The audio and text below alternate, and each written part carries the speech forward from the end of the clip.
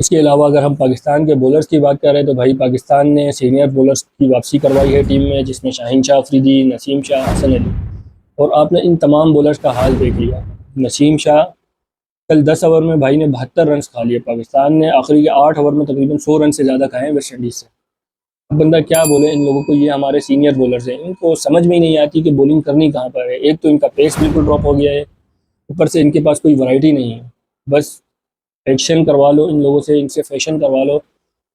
मैं बोलना नहीं चाहता लेकिन बस ये लड़के जो हैं फेम के भूखे हो गए हैं ऐसा लग रहा है। परफॉर्मेंस पे अपनी ध्यान नहीं दे रहा। बाकी टीम के प्लेयर्स आते हैं वक्त के साथ साथ वो अच्छे हो जाते हैं, हमारे प्लेयर्स वक्त के साथ साथ डाउन होते जाते हैं। नसीम शाह जो बंदा 145-50 की स्पीड से बॉलिंग करता था, उसकी बॉलिंग स्पीड 130 से 35 के बीच में आ गई है। तो ये बंदा सवाल पूछे जाके कि भाई आपकी वो स्पीड कहाँ गई, क्या आप वैसी मेहनत नहीं कर रहे? वक्त के साथ साथ तो आपको मजीद इंप्रूव करना चाहिए था, स्पीड के साथ साथ आपकी और स्किल्स आनी चाहिए थी। लेकिन आपकी स्किल्स बिल्कुल डाउन हो गई है, आप बस अपनी पुरानी एक आध परफॉर्मेंस पे टीम में खेल रहे हैं। वो परफॉर्मेंस भी कोई ऐसी नहीं थी जो आपने पाकिस्तान को बॉलिंग में कोई बड़े बड़े मैच जितवाया हो। अगर नसीम शाह का हम पूरा कैरियर उठा के देखें तो वो अफगानिस्तान की एक दो इनिंगों के अलावा उन्होंने पाकिस्तान के लिए क्या किया है? घंटा किया है, कुछ भी नहीं किया। उनकी बॉलिंग में कोई परफॉर्मेंस ही नहीं है। तो स्टॉक्स के सामने एक दफ़ा वो बॉलिंग कर रहे थे, जो लोगों ने बाद में हंगामा मचा दिया था, कैसे गेंद जा रही है, जुम जुम जुम। तो भाई वो जुम जुम के चक्कर में विकेट तो नहीं मिली थी, अलबत्ता पाकिस्तान वो मैच ज़रूर हार गया था। तो अब इन लोगों से आपको बाहर निकलना पड़ेगा। फिर दूसरे बॉलर हमारे हसन अली ने शुरू के 5 ओवर बहुत ज़बरदस्त किए, लेकिन फिर उसके बाद एंड के 5 ओवर में वो पिट गए। 5 ओवर में आखिरी 50 रन उन्होंने भी खाए। जितने अच्छे रिदम में वो लग रहे थे, लेकिन वेस्ट इंडीज़ की इस सीरीज़ में उनका वो रिदम वापसी डाउन होता हुआ दिखाई दे रहा है। तो पाकिस्तान को एक बार फिर बॉलिंग का मसला हो रहा है। और हमारे तीसरे बॉलर शाहीन शाह अफरीदी, भाई शाहीन शाह अफरीदी ने जितनी उड़ान भरनी थी उन्होंने उतनी उड़ान भर ली है। अब इस शाहीन के पर काटने का टाइम आ गया है। अब इस भाई को भी थोड़ा सा आराम देना पड़ेगा। और इन बॉलर्स की जगह जो आपके पास यंग बॉलर हैं, भले ही इन एक्सपीरियंस बॉलर है, आप उनको लेके आओ। खेल खेल के ही तजुर्बा आता है ना प्लेयर्स को। खिला दो आप उनको, एशिया कप में भी उन्हीं को खिला दो आप।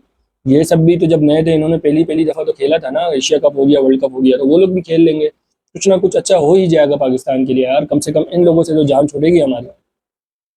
फिर हारिस रऊफ है आपके पास यार, वो तो वनडे में थे ही नहीं, वो T20 में है आपकी टीम में। वो भी बस खेल रहे हैं, चल रहे हैं, उनकी भी कोई इतनी खास परफॉर्मेंस नहीं आ रही। वो हमने देख लिया उनको वेस्ट इंडीज़ के दौरे पे T20 सीरीज़ में, वो भी कोई खास परफॉर्म नहीं कर रहे। पाकिस्तान के पास ओवरऑल फास्ट बॉलिंग भी इतनी अच्छी नहीं है।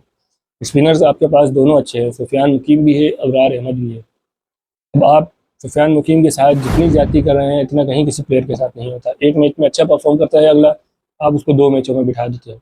कभी कभी आप उसको सीरीज का कोई मैच भी नहीं देते। अरे भाई इंसान बन जाओ यार।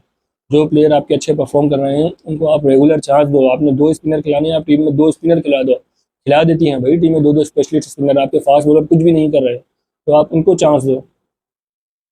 पाकिस्तान टीम को जब तक ये सब चीज़ें समझ में नहीं आएंगी, पाकिस्तान टीम का इतना ही बुरा हाल रहेगा। और फिर अगर हम रिजवान साहब की कप्तानी की बात करें तो भाई कल वाले मैच में फिर रिजवान ने वही ब्लंडर स्टार्ट किया जो वो पहले 2 मैचों में करते आ रहे हैं। अबरार अहमद वेस्ट इंडीज़ वालों से खेला ही नहीं जा रहा था। वेस्ट इंडीज़ इतना फंसा हुआ था अबरार अहमद पे, बंदे ने 7 ओवर में 10 रन दिए हुए थे।